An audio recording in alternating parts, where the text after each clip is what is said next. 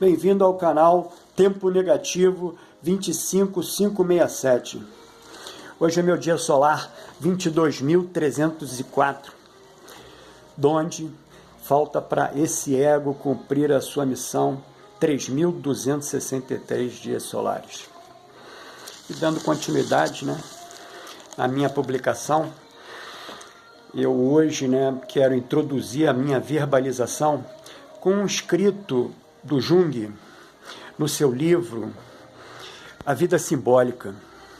Ele escreve assim: o verdadeiro trabalho de cada um é descobrir quem realmente é. E então, projetar essa individualidade no mundo. Extremamente prolixo, Porque hoje, por um acaso, com base nesse desenvolvimento, desse estudo que eu venho fazendo aí há um certo tempo, que eu me considero um estudioso da arte da filosofia psicoastrológica. Então, eu hoje consigo entender que essa fala do Jung, que esse escrito do Jung, ele está carregado de um conteúdo metafísico que nós, dentro do orbe, dentro do exercício do ego, fica muito, muito, muito, muito difícil de compreender. Mas, em suma, faz parte do nosso caminhar, E esse caminhar, é que eu hoje procuro, dentro dessa minha, vamos dizer assim, dessa minha projeção do meu tempo negativo, cumprir, com a minha missão. E onde eu entendo que essa minha missão está diretamente relacionada a esse processo da entrega. Por isso a terapia parapsíquica é uma entrega que, com certeza absoluta, eu não tenho a menor intenção, digamos assim, de te apresentar verdades, porque as verdades são suas. Digo mais, as verdades geralmente são nascidas de uma grande mentira. Por que é uma grande mentira? Porque ela vai de encontro a tudo que essa sociedade nos impõe. E nos impõe como verdades. Mas se você começa a olhar com calma, você nota que essas verdades, elas não são verdades para todo mundo. Seria mais ou menos grosseiramente como você ensinasse todos os animais da selva a subir em árvore. Que é mais ou menos isso que a sociedade procura rotular, Uma linha só de conteúdo, mas é uma grande infinidade de qualidades. Então você acaba, assim, obtendo o grande, digamos assim, retorno desse investimento, de ensinar a subir em árvore, em pouquíssimas espécimes, A grande maioria das espécimes, que é esse orbe aí, lotado desses seres humanos meio perdidos, sem saber para onde vão, é porque, inevitavelmente, essa sociedade ao entorno, rotula de tal forma que acaba nos inibindo. Por isso, a minha, digamos assim, iniciativa, de levar para dentro da terapia parapsíquica que você possa olhar para você mesmo como um ser único mesmo, que não existe e não vai existir jamais outro igual neste orbe. Então, dando continuidade ao meu procedimento, da verbalização, hoje eu verbalizo para vocês 781 palavras, que tem muito, muito a ver com essa introdução que eu fiz desse escrito do Jung. Bom, passamos agora para a verbalização. As almas que se voluntariam para vir como quebradoras de ciclos são aquelas que desde cedo sentem que não pertencem, que olham ao redor e pensam: o que eu estou fazendo aqui? Carregam a dor do clã. mesmo sem entender por quê. Elas geralmente são mais sensíveis, mais intuitivas, mais questionadoras.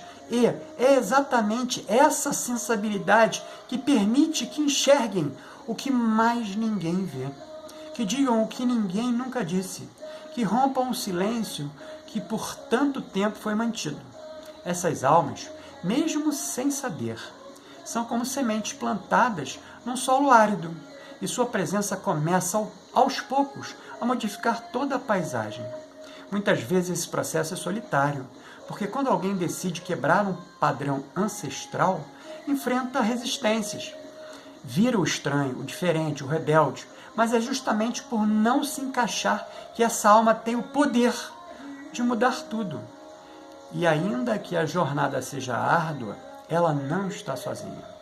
Há forças invisíveis que a acompanham. E mais do que isso, há almas ao redor que compartilham da mesma missão, mesmo que estejam em outras famílias, em outras cidades, em outros corpos. Aqui eu fiz um parêntese que não consta na proposta inicial desse vídeo, da Sabedoria Diária, que eu faço uma correlação com os nodos lunares, que teria oportunidade na frente de ter um vídeo específico onde eu vou me debruçar sobre os nodos lunares. Tem um livro maravilhoso do Martin Schumann que ele trabalha bastante isso, que a gente vai ter oportunidade na frente de fazer essa abordagem. Continuando, são as almas que vibram em ressonância, e quando uma dessas almas começa a despertar, o chamado se espalha, como um sino tocando ao longe, convocando as outras a lembrarem quem são. Esse chamado não acontece apenas através da dor. Muitas vezes ele vem em forma de sincronicidades. Pessoas que aparecem na hora certa, sonhos que revelam mensagens, livros que caem em nossas mãos sem explicação. Palavras que tocam o nosso coração como se fossem endereçadas só para nós. Tudo isso são lembretes pequenos, sinais de que estamos exatamente onde deveríamos estar, mesmo quando parece que tudo desmoronou. Porque do ponto de vista espiritual, até o caos tem função. Ele desfaz o que era falso, para abrir espaço para o que é verdadeiro. E essa verdade, na maioria das vezes, não está fora, está dentro. O que buscamos nos outros, aprovação, afeto, segurança, são, na verdade, partes nossas, que nos esquecemos de acessar. Por isso as relações são tão desafiadoras. Elas não apenas revelam o outro, revelam a nós mesmos. Mostram onde ainda não nos amamos, onde ainda nos sabotamos, onde ainda não nos perdoamos. O outro é um reflexo, um instrumento, um eco das nossas partes não integradas. E mesmo as relações que terminam de forma abrupta ou dolorosa carregam em si esse potencial de revelação. Às vezes, o maior presente que alguém nos oferece é justamente ir embora, porque sua ausência nos obriga a olhar para a própria presença, a própria inteireza. Há casos em que a perda de uma pessoa querida se torna o ponto de virada de uma vida inteira, como se aquela dor abrisse um portal para uma nova consciência. E isso não significa que a dor deixa de doer, mas ela passa a ter sentido, deixa de ser só sofrimento e vira semente de algo maior. A alma entende o tempo de outra maneira. Para ela, uma vida é apenas uma estação. O inverno prepara a primavera. O outono ensina a desapegar. E o verão revela aquilo que floresceu. Cada encarnação é uma fase. E assim como não condenamos as folhas que caem, não deveríamos condenar os finais, porque às vezes o fim de uma relação é apenas um novo ciclo interno, um ciclo de maturidade, de autorresponsabilidade, de amor próprio.